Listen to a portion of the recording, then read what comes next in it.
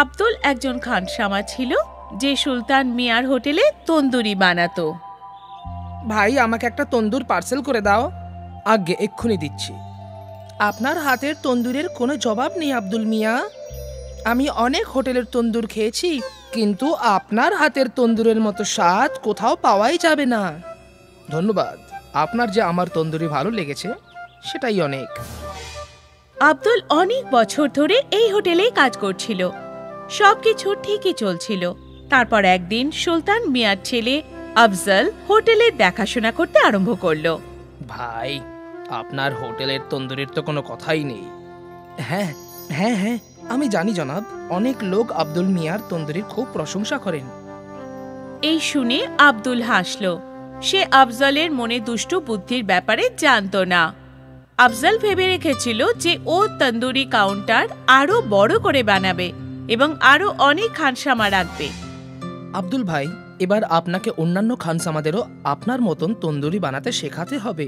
আসলে ব্যাপারটা হলো, আমি তন্দুরির কাউন্টারটা বড় করতে চলেছি যাতে আরো বেশি অর্ডার নিতে পারি, সেই জন্য। হ্যাঁ নিশ্চয়ই, আমি সব খানসামাদের শিখিয়ে দেবো। এই শুনে আফজল খুশি হলো। কিছুদিন পর তন্দুরি কাউন্টার বড় হয়ে গেল। আরো দুজন খানসামা কাউন্টারে এলো, আলতাফ আর আরবাজ। এবার আমাকে ভালো করে দেখো আর শেখো। যদি আমার মতন ভালো করে তন্দুরি বানাতে পারো তাহলে গ্রাহক তোমাদেরও তারিফ করবে। আব্দুল দুজনকে ভালো করে তন্দুরি বানাতে শেখাতে লাগলো। কিছুদিনের মধ্যেই ওরাও আব্দুলের মতন তন্দুরি বানাতে শিখে গেল। আশা করি এবার আপনার হোটেল খুব ভালো ব্যবসা করবে এবং ভালো লাভ করবে। আপনার আশীর্বাদ থাকলে সবই হবে আব্দুল মিয়া। আব্দুল ভালো মনে ওই দুজন খানসামাকে তন্দুরি বানাতে শিখিয়েছিল, কিন্তু আফজল খুব চালাক ছিল। ওর মনে শুধু টাকা রোজগার করার জেদ ছিল। তাই জন্য ও একটা নতুন পোল্ট্রিওয়ালার সাথে সওদা করলো। এই পোল্ট্রিওয়ালা আফজলকে সস্তা দামে মরা মুরগি বিক্রি করতে লাগলো, যার জন্য আফজলের লাভ বেড়ে গেল। তন্দুরি কাউন্টার বড় হয়ে যাওয়ার কারণে গ্রাহকও বেড়ে গিয়েছিল। সবকিছু ঠিকঠাক চলছিল, কিন্তু একদিন যখন আব্দুল বেশ রাত পর্যন্ত হোটেলে ছিল, তখন হোটেলের মালিক সুলতান সেখানে এলো। বাবা আফজল, কেমন চলছে হোটেল? খুব ভালো আব্বা। আমি শুনেছি তুই নাকি পোল্ট্রিওয়ালা বদলে দিয়েছিস। হ্যাঁ আব্বা, এই পোল্ট্রিওয়ালা আমাদের কম দামে মুরগি দিচ্ছে। আচ্ছা, কিন্তু কি করে দিচ্ছে? কারণ সেই মুরগিগুলো আগে থেকেই মরা। ইয়া খোদা, এ কি পাপ করছিস বাবা? এটা ভুল। এরকম পাপ করো না। যদি আমাদের তন্দুরি খেয়ে কারোর শরীর খারাপ হয় তাহলে খোদা আমাদের ক্ষমা করবেন না বাবা। এরকম কিছুই হবে না আব্বা। সব হোটেলওয়ালাই এটাই করে। আমার সব বন্ধুদের হোটেলে এটাই হয়। এখনো কারোর শরীর খারাপ হয়নি, আর আগেও হবে না। আমার কাজ ছিল তোমাকে সাবধান করা, বাকি তোমার ইচ্ছা। এখন এই হোটেল তোমার, আর তুমি এটার মালিক। ভালো হোক বা মন্দ হোক সেটা তোমার সিদ্ধান্ত, ঠিক আছে? সুলতান সাহেব ওখান থেকে চলে গেলেন। এই পুরো কথাবার্তা আব্দুল শুনে নিয়েছিল। কিছুক্ষণ পরে সেও নিজের বাড়ির দিকে চলে গেল।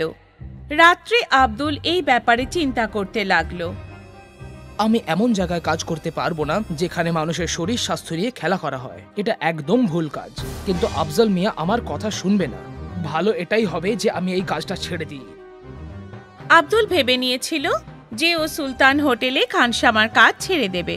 পরের দিন সকালেও হোটেলে গেল। আমি কাল সবকিছু শুনে নিয়েছিলাম। এই কাজ করতে আমার মন আমাকে সায় দিচ্ছে না। আমি এই হোটেল ছেড়ে চলে যাচ্ছি। ভালো কথা। তোমার কি মনে হয় তুমি চলে গেলে আমার হোটেল বন্ধ হয়ে যাবে? কখনোই না। কিন্তু তুমি অন্য কোনো হোটেলে কখনো কাজ পাবে না। এটা কিন্তু সত্যি আব্দুল মিয়া। আমি মেনে নিলাম। আমি কাজ না করেও থেকে যাব, কিন্তু বেঈমানিতে অংশগ্রহণ করব না। আব্দুল এই কথা বলে সেখান থেকে চলে গেল। ও অনেক হোটেলে কাজ খুঁজতে লাগলো, কিন্তু কোথাও ও কাজ পেল না। ক্লান্ত হয়ে সে একদিন ওর বন্ধু মুস্তাফার সাইকেলের দোকানে গিয়ে বসলো। কি হলো ভাই, আজও কাজ পেলে না? না বন্ধু, জানি না এবার কি করব। আমি তন্দুরি বানানো ছাড়া আর কোনো কাজ করতেও পারি না। তোমাকে কে বলেছে অন্য কাজ করতে? আমি তো এটা বলছিলাম যে তুমি তোমার নিজের তন্দুরির কাউন্টার খুলে ফেলো। অত টাকা নেই আমার কাছে। তন্দুর বানাতে অনেক টাকা লাগে, আর তার উপরে হোটেলও তো চাই না। তার উপর তার ভাড়া, এত কিছু আমি কি করে করব? তোমার দুটো সমস্যার একটাই সমাধান আছে আমার কাছে, একটু অপেক্ষা করো। মুস্তাফা দুটো পুরনো সাইকেলের রিম নিয়ে তার মধ্যে দিয়ে একটা শিক ঢুকিয়ে দিল। নে, তৈরি হয়ে গেছে। এটা কি? বোঝাচ্ছি তোকে। মুস্তাফার কাছে একটা হাতগাড়ি ছিল। মুস্তাফা হাতগাড়ির ওপর একটা লোহার পাট ঢুকে আটকে দিল, আর তারপর সেই তন্দুর ওই হাতগাড়ির ওপর রেখে দিল। এবার এটার নিচে তুই জ্বলন্ত কয়লা রাখ, আর এটা ঘুরিয়ে ঘুরিয়ে তন্দুরি বানা। আরে বাহ, এটা তো খুব ভালো। তুই এটা ভাবলি কি করে? আমি তোর সাহায্য করতেই চাইছিলাম, তাই এটা আমার মাথায় এলো। ধন্যবাদ ধন্যবাদ আমার বন্ধু। পরের দিন আব্দুল তার হাতগাড়িতে তন্দুরি বিক্রি করতে লাগলো। আব্দুল তন্দুরি বানাতে পারদর্শী ছিল। ওর হোটেল ছিল না, তাই সে তন্দুরির দামও কম রেখেছিল। আব্দুলের তন্দুরির ঠেলাতে গ্রাহকদের ভিড় লেগেই থাকতো। ওদিকে সুলতান হোটেলে ফুড অফিসারদের রেড হলো, আর মরা মুরগি বিক্রি করার অপরাধে হোটেল সিল করে দেওয়া হলো, আর আফজালকে জেলে বন্দি করে দেওয়া হলো। হয়তো এটাই প্রকৃতির নিয়ম, ভালোর সাথে ভালো হয় আর খারাপের সাথে খারাপ। তাই জন্য কথায় আছে, যার শেষ ভালো তার সব ভালো। আব্দুল একজন খানসামা ছিল, যে সুলতান মিয়ার হোটেলে তন্দুরি বানাতো। ভাই, আমাকে একটা তন্দুর পার্সেল করে দাও। আগে এক্ষুনি দিচ্ছি। আপনার হাতের তন্দুরের কোনো জবাব নেই আব্দুল মিয়া। আমি অনেক হোটেলের তন্দুর খেয়েছি, কিন্তু আপনার হাতের তন্দুরের মতো স্বাদ কোথাও পাওয়াই যাবে না। ধন্যবাদ, আপনার যে আমার তন্দুরি ভালো লেগেছে সেটাই অনেক। আব্দুল অনেক বছর ধরে এই হোটেলেই কাজ করছিল। সবকিছু ঠিকই চলছিল। তারপর একদিন সুলতান মিয়ার ছেলে আফজল হোটেলে দেখাশোনা করতে আরম্ভ করলো। ভাই, আপনার হোটেলের তন্দুরির তো কোনো কথাই নেই। হ্যাঁ হ্যাঁ হ্যাঁ, আমি জানি জনাব, অনেক লোক আব্দুল মিয়ার তন্দুরির খুব প্রশংসা করেন। এই শুনে আব্দুল হাসল। সে আফজলের মনে দুষ্ট বুদ্ধির ব্যাপারে জানতো না। আফজল ভেবে রেখেছিল যে ও তন্দুরি কাউন্টার আরো বড় করে বানাবে এবং আরো অনেক খানসামা রাখবে।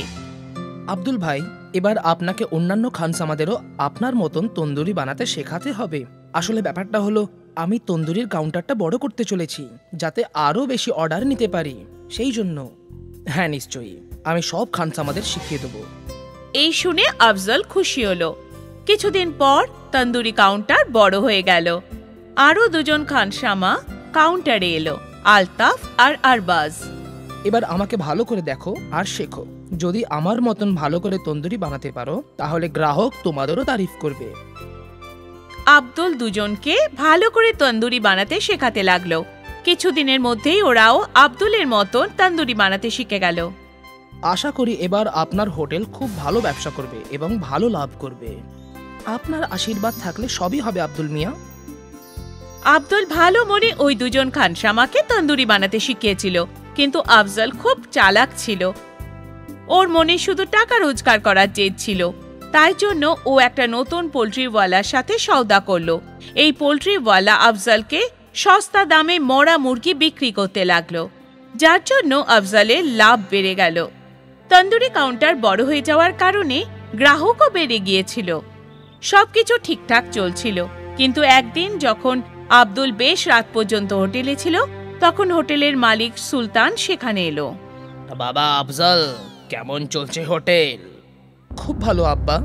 আমি শুনেছি তুই নাকি পোল্ট্রিওয়ালা বদলে দিয়েছিস। হ্যাঁ আব্বা, এই পোল্ট্রিওয়ালা আমাদের কম দামে মুরগি দিচ্ছে। আচ্ছা, কিন্তু কি করে দিচ্ছে? কারণ সেই মুরগিগুলো আগে থেকেই মরা। ইয়া খোদা, এ কি পাপ করছিস বাবা? এটা ভুল। এরকম পাপ করো না। যদি আমাদের তন্দুরি খেয়ে কারোর শরীর খারাপ হয়, তাহলে খোদা আমাদের ক্ষমা করবেন না বাবা। এরকম কিছুই হবে না আব্বা, সব হোটেলওয়ালাই এটাই করে। আমার সব বন্ধুদের হোটেলে এটাই হয়। এখনো কারোর শরীর খারাপ হয়নি, আর আগেও হবে না। আমার কাজ ছিল তোমাকে সাবধান করা, বাকি তোমার ইচ্ছা। এখন এই হোটেল তোমার, আর তুমি এটার মালিক। ভালো হোক বা মন্দ হোক, সেটা তোমার সিদ্ধান্ত, ঠিক আছে? সুলতান সাহেব ওখান থেকে চলে গেলেন। এই পুরো কথাবার্তা আব্দুল শুনে নিয়েছিল। কিছুক্ষণ পরে সেও নিজের বাড়ির দিকে চলে গেল। রাত্রে আব্দুল এই ব্যাপারে চিন্তা করতে লাগলো। আমি এমন জায়গায় কাজ করতে পারবো না যেখানে মানুষের শরীর স্বাস্থ্য নিয়ে খেলা করা হয়। এটা একদম ভুল কাজ। কিন্তু আফজল মিয়া আমার কথা শুনবে না। ভালো এটাই হবে যে আমি এই কাজটা ছেড়ে দিই।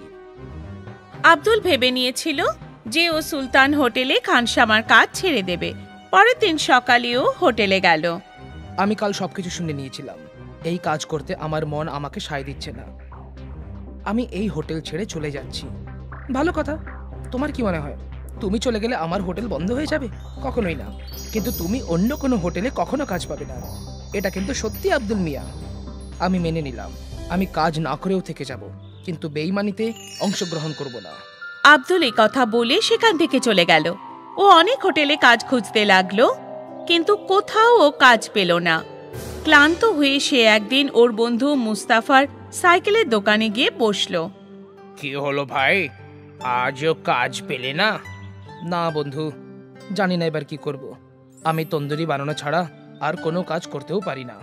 তোমাকে কে বলেছে অন্য কাজ করতে?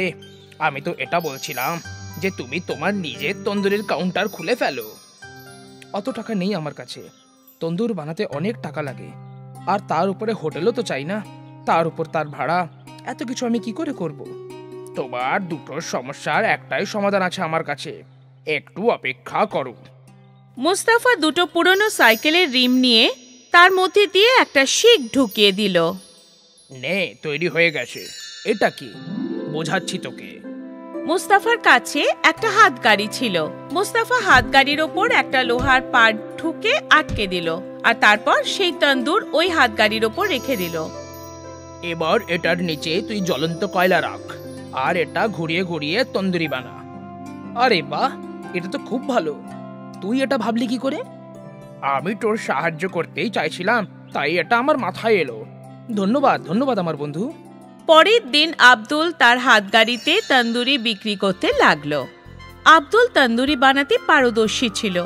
ওর হোটেল ছিল না, তাই সে তন্দুরির দামও কম রেখেছিল। আব্দুলের তন্দুরির ঠেলাতে গ্রাহকদের ভিড় লেগেই থাকত। ওদিকে সুলতান হোটেলে ফুড অফিসারদের রেড হলো, আর মরা মুরগি বিক্রি করার অপরাধে হোটেল সিল করে দেওয়া হলো, আর আফজলকে জেলে বন্দি করে দেওয়া হলো। হয়তো এটাই প্রকৃতির নিয়ম। ভালোর সাথে ভালো হয় আর খারাপের সাথে খারাপ। তাই জন্য কথায় আছে, যার শেষ ভালো তার সব ভালো। এক গ্রামে সুখা আর লম্বু দুই ভাই থাকতো, কিন্তু দুজনের মধ্যে একদম মিলমিশ ছিল না। দুজনেরই মনে হতো যে ওরা কেউ একে অপরের ভালো চায় না। সেই জন্য দুজনের মধ্যে প্রায় দিন ঝগড়াঝাটি হতে থাকতো। ওদের মা ওদের বোঝাতো, কিন্তু ওরা দুজন ওদের মায়ের কথা শুনতো না আর চতুরের সুযোগ নিত। প্রায় দিন দুজনে নিজেদের কাজ বদলাতো।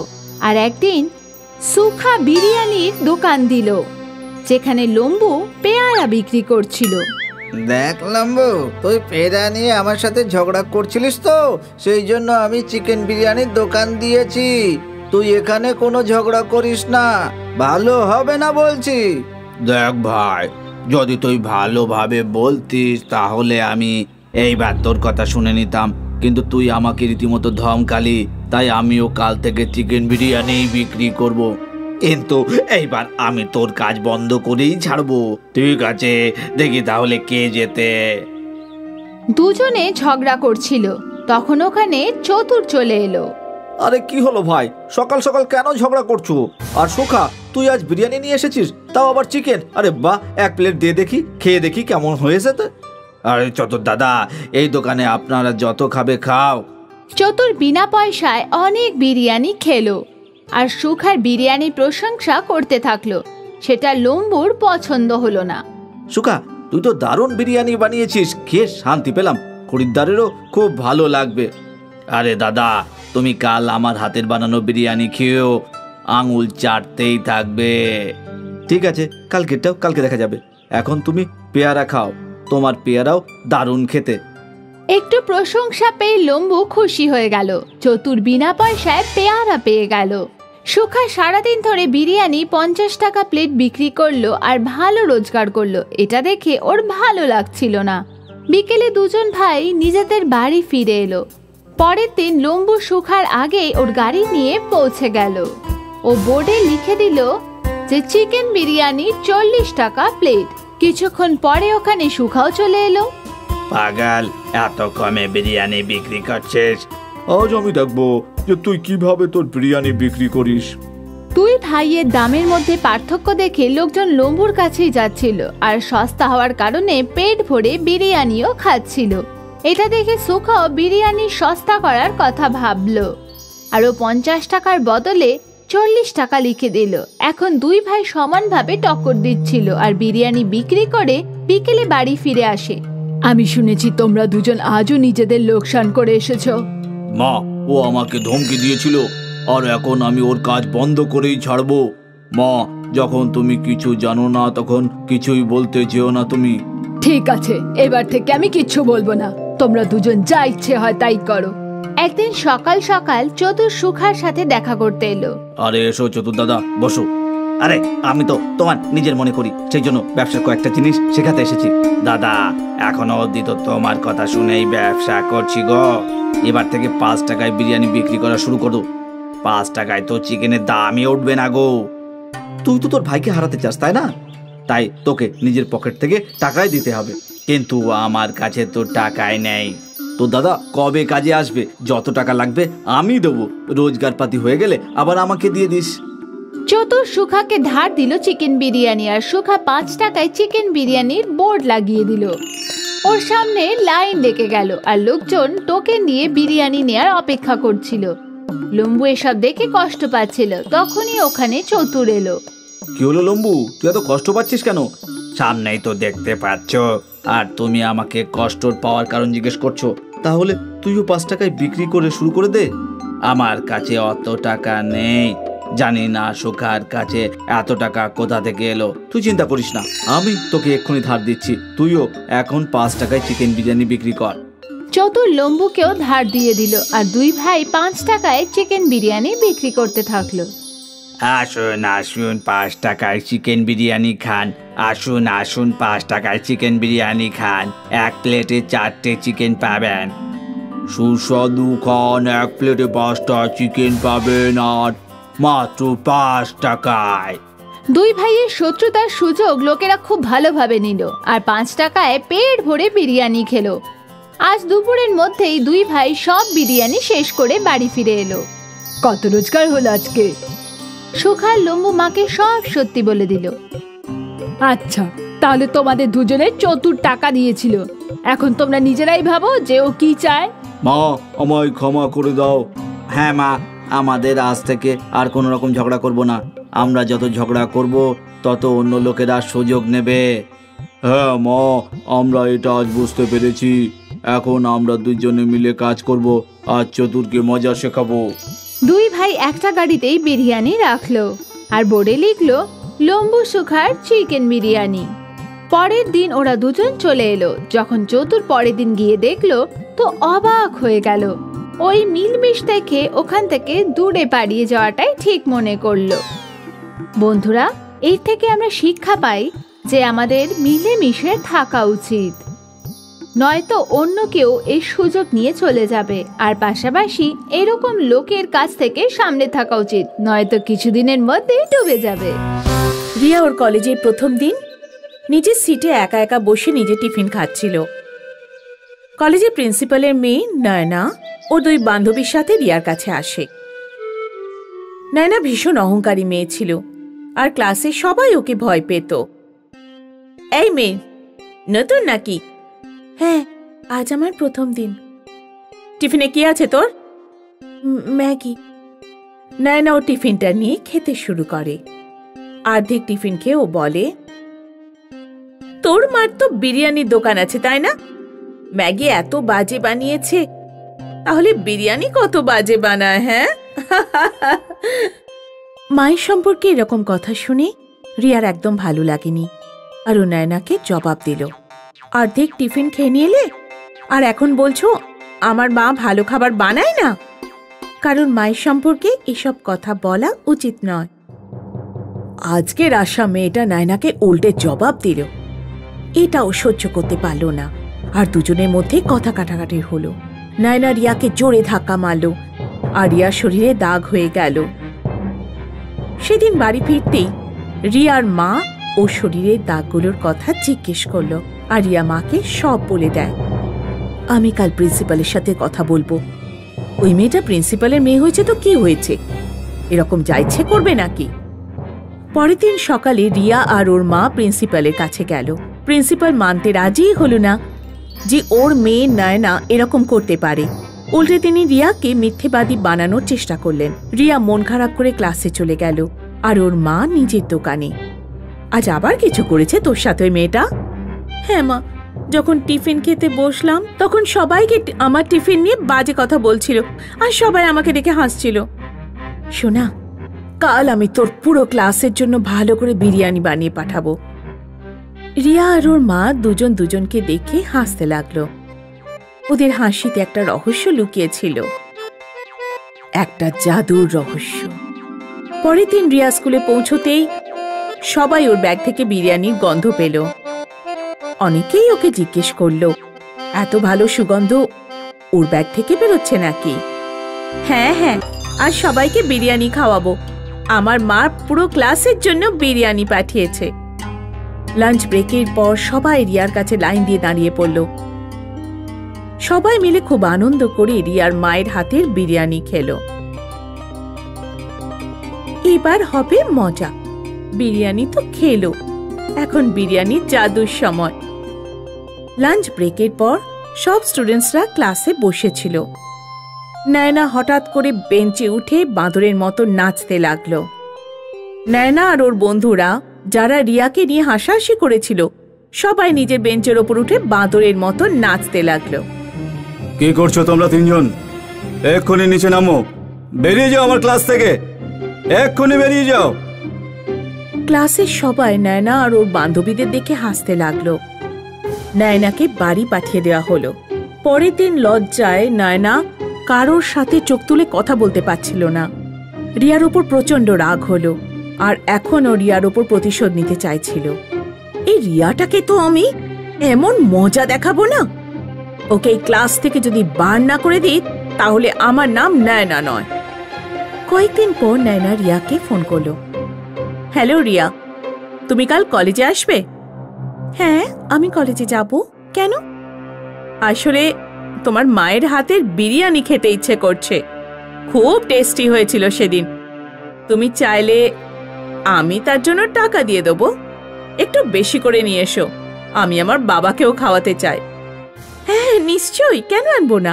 কাল আমি টিফিনে তোমার আর স্যারের জন্য বিরিয়ানি নিয়ে আসবো। রিয়া আর ওর মায়ের কিছু গন্ডগোল তো মনেই হচ্ছিল, তাই রিয়ার মা আবার জাদু বিরিয়ানি বানালো আর রিয়ার হাতে পাঠিয়ে দিল। এসে গেছো তুমি? আমার তো আর তর্সই ছিল না। চলো বাবাকে দিয়ে আসি। কিন্তু প্রিন্সিপাল স্যার তো এখন মনে হয় মিটিং এ আছেন। এত ভালো বিরিয়ানি খেলে উনি নিজের মিটিং নিজেই ক্যান্সেল করে দেবেন। তুমি নিজের হাতে বিরিয়ানি দিও ওনাকে, ওনারও তো জানা প্রয়োজন তোমার বিরিয়ানির জাদুর ব্যাপারে। যাও ওনাকে বাইরে ডেকে আনো। রিয়া প্রিন্সিপালের কেবিনের ভেতর ওনাকে ডাকতে যায়। নায়না সুযোগ বুঝে ওর বাবার বিরিয়ানিতে পেট খারাপ করার ওষুধ মিশিয়ে দেয়। প্রিন্সিপাল তখন নায়নাকেও ভেতরে ডাকে। কি হলো নয়না মা, তুমি তো জানো আমি একটা ইম্পর্টেন্ট মিটিং এ আছি। হ্যাঁ হ্যাঁ বাবা, তুমি শুধু এই বিরিয়ানিটা এক চামচ খেয়ে দেখো, তুমি সব বুঝতে পারবে। দারুণ সুস্বাদু বিরিয়ানি, আমিও খেয়েছি। আমি চাই যে তুমি রিয়ার মায়ের হাতের বিরিয়ানি খাও। প্রিন্সিপাল বিরিয়ানি টেস্ট করে আর ভীষণ খুশি হয়। প্রিন্সিপাল স্বাদ উপভোগ করতে করতে বিরিয়ানি খায়। নায়না অপেক্ষা করে থাকে যে কিছু একটা গন্ডগোল হোক, কিন্তু ওর বাবা তো আনন্দ করে বিরিয়ানি খাচ্ছিল। বাহ মা, বিরিয়ানি তো সত্যিই খুব সুস্বাদু হয়েছে। বাহ রিয়া, তোমার মাকে আমার পক্ষ থেকে ধন্যবাদ জানিও। বাবা, তোমার কিছু হচ্ছে না?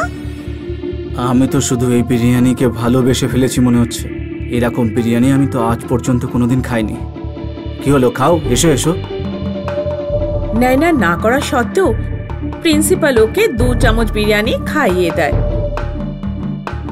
নায়নার পেটে যন্ত্রণা শুরু হয়ে যায় আর ও বাঁদরের মতো চুলকাতে শুরু করে। বাপরে, আমার এসব কেন হচ্ছে? এটা তো বাবার হওয়ার কথা ছিল। নায়না দৌড়ে টয়লেটে চলে যায়। ফিরে এসে আবার বাঁদরের মতো চুলকাতে চুলকাতে কিছু বলে। পেট খারাপ করার ওষুধটা তো তোমার জন্য মিশিয়ে দিয়েছিলাম আমি। আমার উপর প্রতিক্রিয়া হচ্ছে কেন? তোমার মিটিং নষ্ট করতে চেয়েছিলাম। এখানে আমার পেটে গন্ডগোল হয়ে গেছে।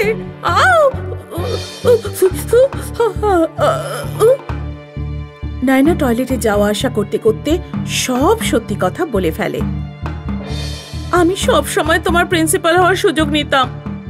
তুমি কখনো বুঝতেই পারোনি যে তোমার মেয়ে কতটা চালাকি করতে পারে। নায়না জাদু বিরিয়ানির জন্য সব সত্যি কথা বলে ফেলল, বিরিয়ানি থেকে শুরু করে নিজের চালাকি পর্যন্ত। এই শুনে প্রিন্সিপাল রেগে আগুন হয়ে যায় আর নায়নার উপর চিৎকার করতে লাগেন। প্রিন্সিপাল রিয়ার কাছে ক্ষমা চান আর ওকে ক্লাসে যেতে বলেন।